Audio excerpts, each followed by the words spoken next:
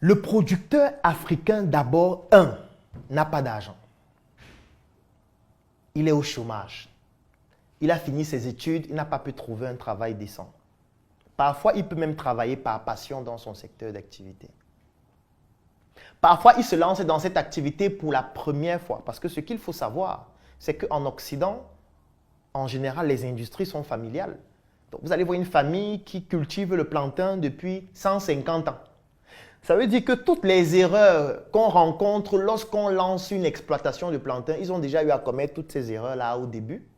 Et actuellement, ils continuent seulement de développer la chaîne de manière beaucoup plus fluide. Alors que toi, si tu lances ton premier champ de plantain cette année, tu vas commettre des erreurs, tu vas perdre de l'argent parce que tu ne maîtrises pas. Personne dans ta famille n'a fait le plantain. Il n'y a pas quelqu'un dans ta famille qui avait 50 hectares de plantain. Tu ne fais pas le plantain depuis que tu es petit comme eux. Ça veut dire qu'il y a beaucoup d'erreurs que tu vas commettre qui vont te faire perdre du temps et de l'argent. Le jeune entrepreneur africain, qu'est-ce que lui fait? Non seulement, il n'a pas le développement technologique, parce que vous connaissez quelle école ici qui a même un laboratoire de qualité avec des machines qui pourraient permettre de pouvoir vraiment faire même des expériences. On n'a pas le développement technologique. On ne produit pas en volume parce qu'on n'a pas d'argent. En termes de financement, on n'a rien parce que les banques ne nous accompagnent pas. Ce sont des banques commerciales qui font du commerce. Ça veut dire qu'ils troquent leur argent contre une garantie qui peut être financière, qui peut être immobilière ou tout autre. Ce que le jeune entrepreneur africain n'a pas. Le jeune entrepreneur africain n'a pas de lobbying. D'où viendra ce lobbying?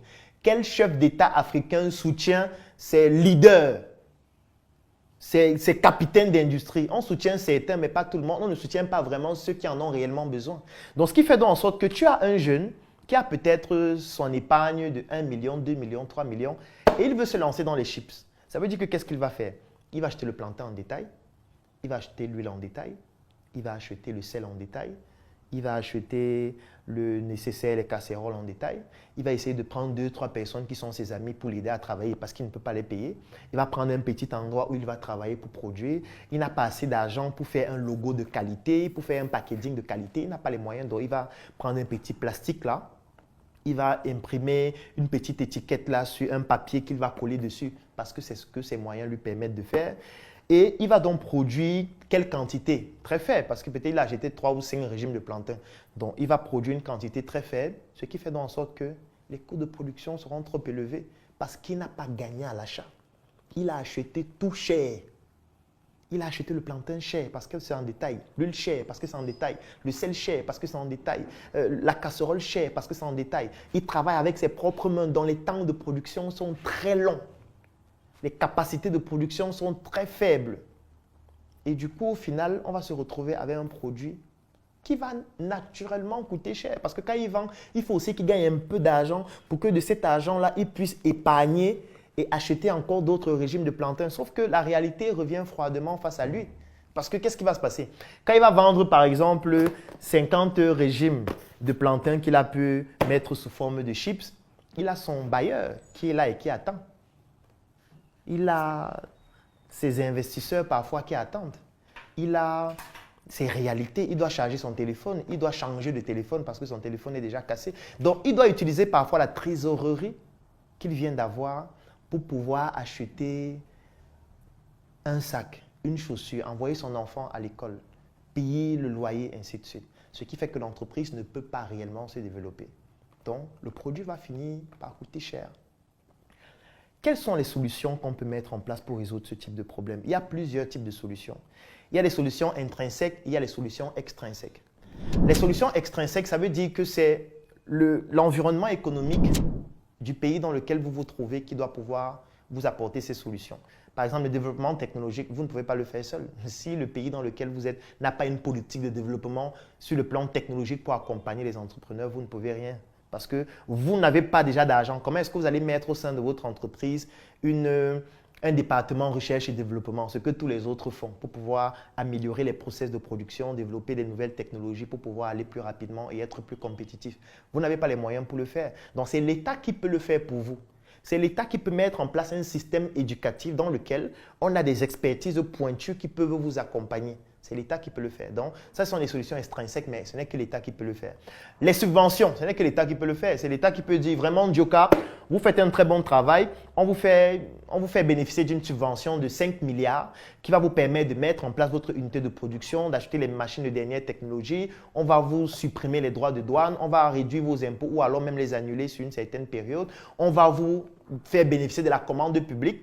Ça veut dire par exemple que dans certains ministères, on va désormais décider que toutes les réunions qu'on organise, c'est un Djoka qui doit être sur la table. Donc, la commande publique pour que ça vous permette de pouvoir faire tourner vos industries. On va faire en sorte que les diplomates camerounais voyagent avec vous à l'étranger, au Gabon, au Tchad, en France, un peu partout, pour que vous puissiez négocier avec d'autres distributeurs, par exemple des grandes chaînes de supermarchés à l'étranger, pour que vous puissiez avoir des contrats, des bons d'achat qui vous permettent de pouvoir donc, distribuer votre produit ou plutôt des bons de commande. Donc, il y a ce lobbying-là qui doit être mis en place, mais ce n'est pas toi le jeune entrepreneur qui peut le faire. Là encore, c'est l'État qui peut faire bénéficier aux industriels de ce type de subvention.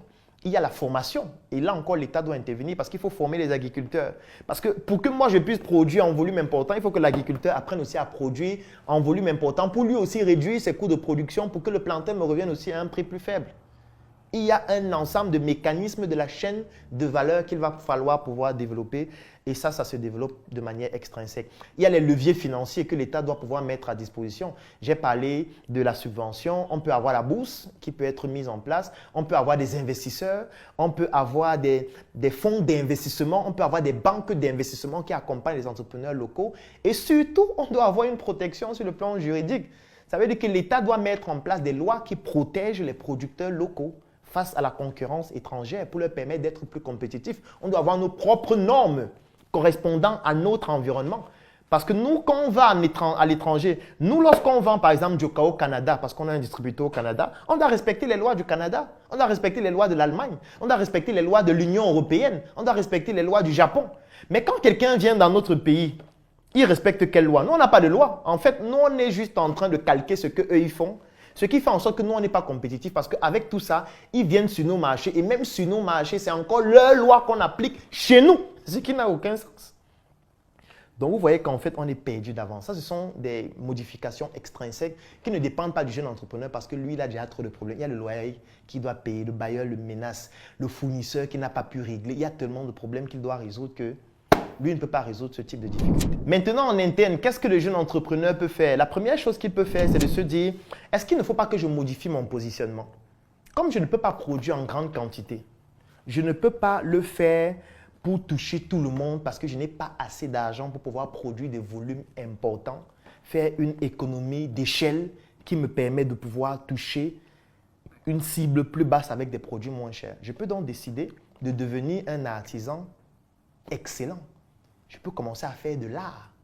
Et là, c'est un autre positionnement. Ça veut dire que, étant donné que je ne peux produire que 3 paquets de chips, parce que je n'ai pas assez d'argent, je ne peux pas produire 500 000 paquets pour vendre le paquet à 100 francs. Parce que je n'ai pas de moyens pour le faire. Pour produire 500 000 paquets, vous imaginez la quantité de plantain qu'il faut acheter, la quantité d'huile, le nombre de personnes qui doivent travailler, la logistique, les camions, le marketing et tout ce qui va avec. Je n'ai pas de l'argent pour le faire. Mais je veux rester compétitif. Si je produis juste 3 paquets de chips et que c'est médiocre, et non seulement c'est médiocre et cher, vous voyez que vous êtes perdu d'avance. Parce que vous avez un produit qui est médiocre, qui est cher et qui est en concurrence directe sur un marché avec des produits qui viennent de l'étranger, qui sont très beaux, de meilleure qualité parfois et moins chers. Vous voyez que le client va choisir quoi? Le client veut aussi un produit qui est beau à regarder. Le client veut un produit qui lui garantit une certaine sécurité alimentaire. Vous voyez par exemple en Afrique, lorsque quelqu'un dit qu'il fabrique par exemple du whisky ou alors des boissons, les gens sont sceptiques. Parce que tous les jours nous montrent des documentaires de personnes qui font des boissons en utilisant leurs urines, qui produisent dans des qualités d'hygiène tellement exécrables. Du coup, ça crée une réticence. Parce que les gens se disent, hey, le whisky, si on a fait ça, ou la bouteille, si on a lavé ça, comment? Donc, du coup, vous voyez que même en termes de marketing, on est faible. Quand vous voyez des documentaires en Occident où on présente des usines, parce que ça, c'est aussi une démarche marketing, vous voyez des gens en blouse, vous voyez comment les machines travaillent dans tous les domaines, comment c'est propre. Donc, du coup, ça vous rend confiant à l'idée d'acheter ces produits. Sauf que chez nous, on est parfois, on rit, mais on ne sait pas que ça a une influence importante sur notre capacité à consommer les produits locaux. Donc, vous avez 2 possibilités. Soit, vous décidez de faire de l'artisanat de luxe, un peu comme Djoka, vous dites, on ne va pas produire des grandes quantités. on va produire des petits volumes, mais en qualité extraordinairement élevée. Ce n'est pas pour rien que Njoka, c'est la meilleure marque de chips au monde. Parce qu'on s'est dit, on ne peut pas produire 1 million de paquets de chips par jour pour le moment, parce qu'on n'en a pas les moyens. Si l'État dit que on va vous accompagner, oui, on pourra le faire. Si des investisseurs disent, on peut vous accompagner, oui, on pourra le faire. Mais comme on ne l'a pas, qu'est-ce qu'on décide de faire? On décide de produire en petite quantité, mais en qualité extrêmement élevée. La preuve, on a réussi à avoir des prix les plus prestigieux au monde actuellement. Et ça nous permet donc de pouvoir nous positionner dans une autre catégorie de clientèle. Et ça, c'est une stratégie que vous pouvez mettre en place. Vous vous dites, je n'ai pas assez d'argent pour faire beaucoup et vendre moins cher, mais je peux faire très bien et vendre à un prix plus élevé pour la classe moyenne, pour les personnes qui ont des moyens et qui recherchent des produits de très haute qualité. C'est la même chose que nous faisons avec la marque SM. Étant donné qu'on ne peut pas produire 10 000 chemises par jour et vendre donc moins cher, qu'est-ce qu'on fait? On produit un seul ensemble, on produit un sac, on produit une chaussure, mais qui est excellente en termes de qualité, de telle sorte qu'on puisse toucher une cible différente, sélecte, qui a les moyens de pouvoir acheter. Et comme on le dit souvent, qui peut le plus peut le moins. Parce que si on est capable de faire un paquet de chips comme celui-ci qui est aussi excellent et qui coûte 1 500 francs, ça veut dire que c'est aussi facile de faire le paquet de chips de 100 francs. Il suffit juste qu'on ait les moyens de le faire, c'est tout. Ça ne nécessite pas une technologie particulière. Si on a pu faire ça, ça veut dire qu'on peut faire les chips de 100 francs. Ça veut dire qu'on peut faire les chips de 500. Ça veut dire qu'on peut faire les chips de 50. Il faut juste qu'on puisse avoir les moyens nécessaires et l'accompagnement nécessaire pour le faire.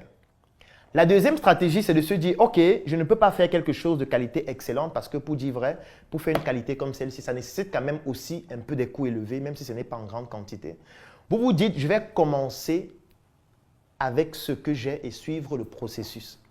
Donc, je vais faire mes tout petits paquets de chips de 50 avec mon budget de 15 000, mon budget de 10 000, mon budget de 5 000. J'achète un régime de plantains, j'achète des plastiques, je fais mes plantains, je mets dans les plastiques, je n'ai même pas besoin de mettre d'étiquette et je vends. Donc, au début, mon produit, il est nul. Plus je vends, plus je gagne de l'argent et plus je décide de mettre l'étiquette. Je décide d'acheter plus de plantains.